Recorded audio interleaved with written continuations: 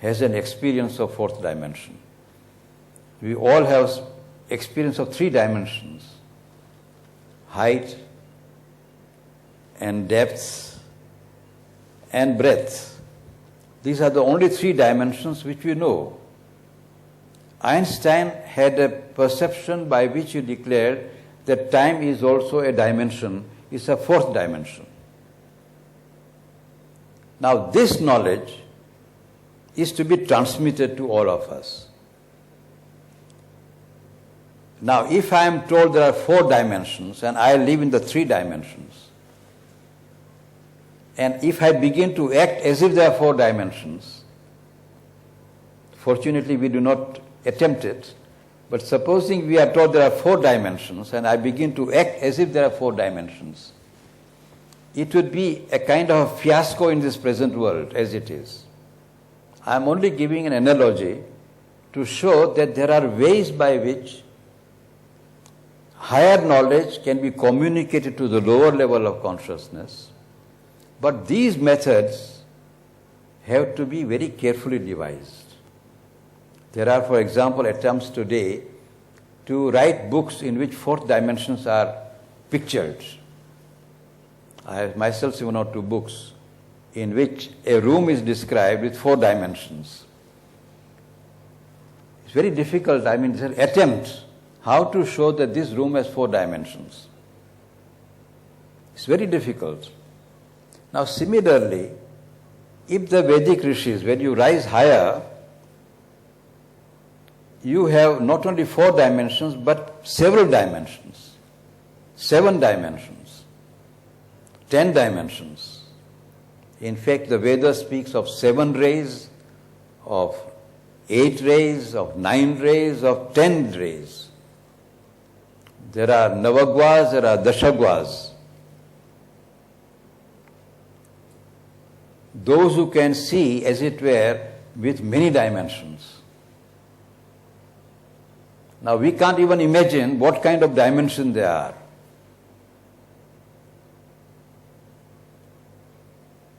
There are many truths, for example, which are valid for a certain state of consciousness, but not valid for other levels of consciousness. This morning I had a discussion with Akhilesh about desire and will. It's a very apt example for here, so I'll repeat it. His question was, Sri Krishna says in the Gita, kill desire. It's a very important teaching of the Gita. Be free from desire, transcend desire. Now this is a teaching which, if it is given to an idle man and say, oh, no desire, mostly he wants to lie down and wants to do nothing. And you say, don't desire anything. It will only increase his idleness. It's a teaching which is not relevant to an idle man. And therefore, if you give the teaching of the Gita to an idle man, it will create a trouble for him because he will not even rise and do anything. The question whether you should give up desire or not is relevant to a certain level of development.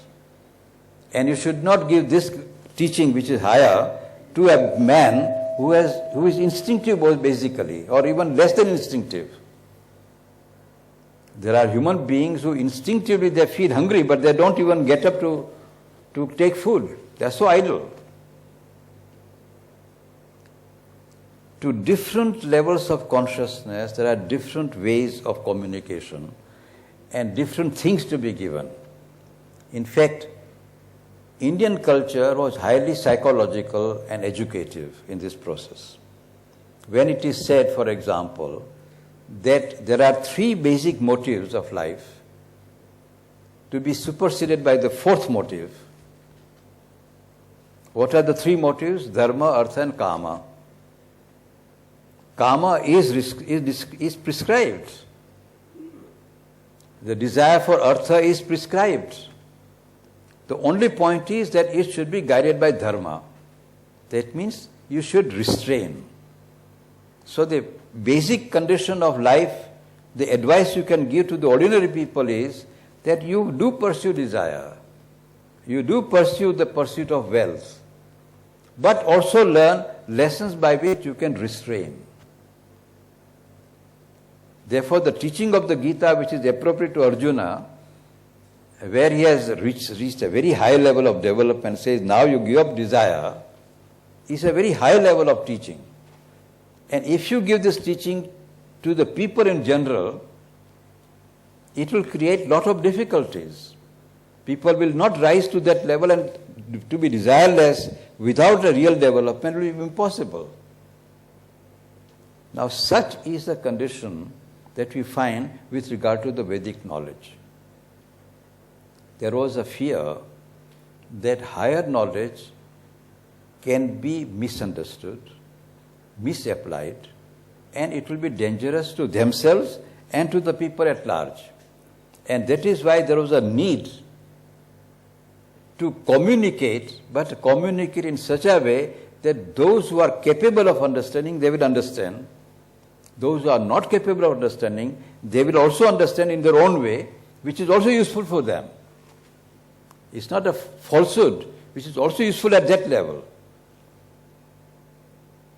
I was giving the example of the very first verse of the Rig Veda, Agni mede purohitam yajjasadeva mrityujam hotaram ratnadhatamam. Now the word ratnadhatamam, ratna would mean to ordinary people mere wealth of some kind, jewels and diamonds and so on. So it is said that Agni is the bearer or the vehicle of all ratnas. Therefore, if you worship Agni, you will get ratnas. Now, it is not wrong.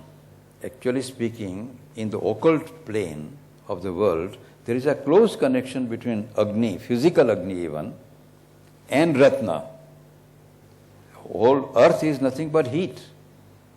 There is a lot of Agni there. And all Ratnas are nothing but manufacturers of heat of one kind or the other. It's not false.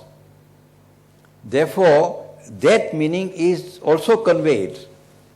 Therefore, what is called ritualistic meaning may also have its own proper place. But according to Sri Aurobindo, Ratnadha, one who bears the Ratna, is a question of delight, the psychological delight, the bliss. Agni has a tremendous connection with bliss. Now, this connection and the secret meaning of Purohita, of Ritvik, and of Hota, apart from the ordinary meaning of the priests of various kinds, there are deeper meanings. Purohita is one who is placed in front. Purahahita, one who is placed in front. That is to say, in front of Yajna. Before you can sacrifice, there has to be a leader of sacrifice.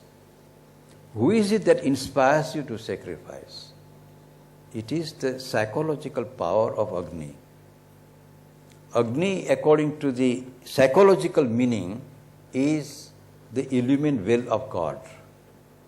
It is the illumined will of God working in the world, in you, who reveals to you the necessity of Yajna. Who reveals to you, who tells you that there is a need of Yajna. And what is Yajna? What is the whole science of Yajna? This knowledge Agni himself reveals to you. Now, this is only a small example I am giving just now. We shall develop it further as to what exactly is the knowledge which is contained in the Veda, which it was found not very safe to communicate to a large number of people. And if you had to communicate, it has to be communicated after preparing the mankind at a certain level of development. Therefore, there was a tremendous system of education which was developed by the Vedic rishis themselves. It's not a question of keeping people into darkness or in ignorance. It was a question of a gradual development so that there is no catastrophe in the process of development. you give to the right stage of development the right kind of education that is needed. At a higher level, you need other development and other ways of communication, and so on. According to Sri Aurobindo, mankind today has reached a level where the knowledge which was kept secret at that time now can be given to mankind, according to the Sri Aurobindo's theory of historical development. This is that stage where mankind has now reached, where the knowledge which was secret in the Veda, which was reserved only for a few initiates, now can be given to people at large.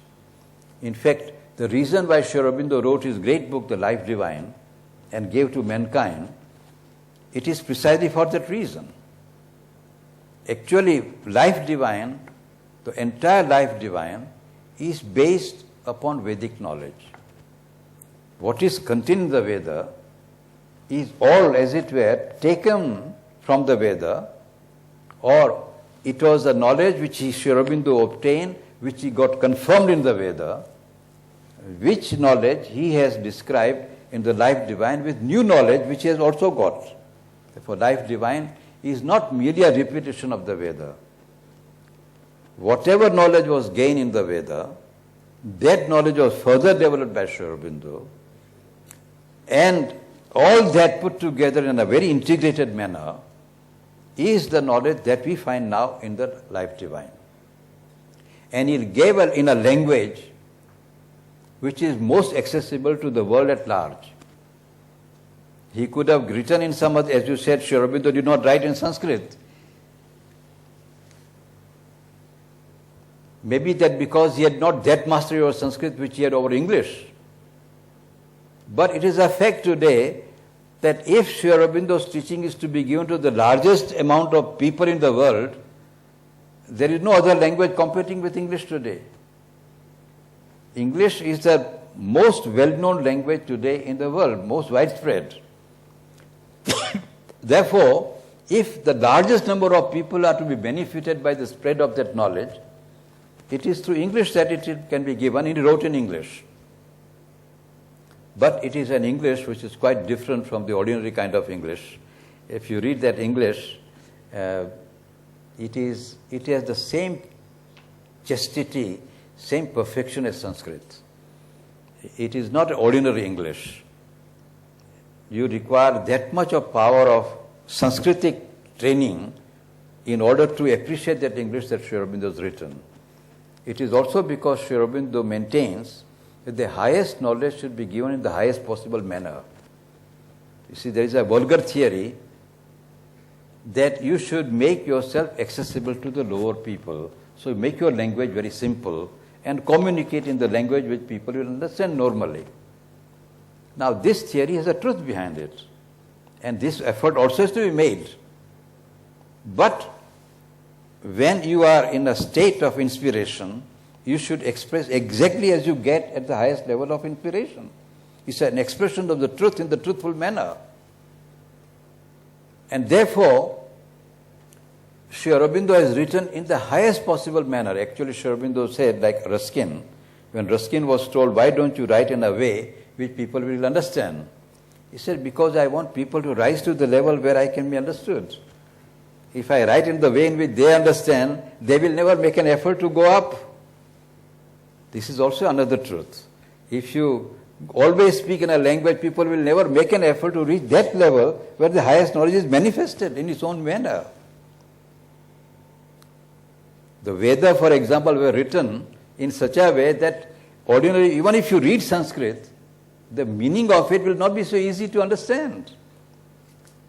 That is because there is an educative process also in expression of your language. You want to educate, you express for what reason? To communicate. But communicate to whom and how and at what level? All this has to be kept in mind by the teacher. It is in that respect that Sri Aurobindo has described all the knowledge that he obtained. Apart from the Vedic knowledge, he has vast other knowledge which he all combined together, and this is the result of the Life Divine. In fact, Sri Aurobindo's book, The Life Divine, and Synthesis of Yoga contain a great deal of the knowledge that is contained in the Veda.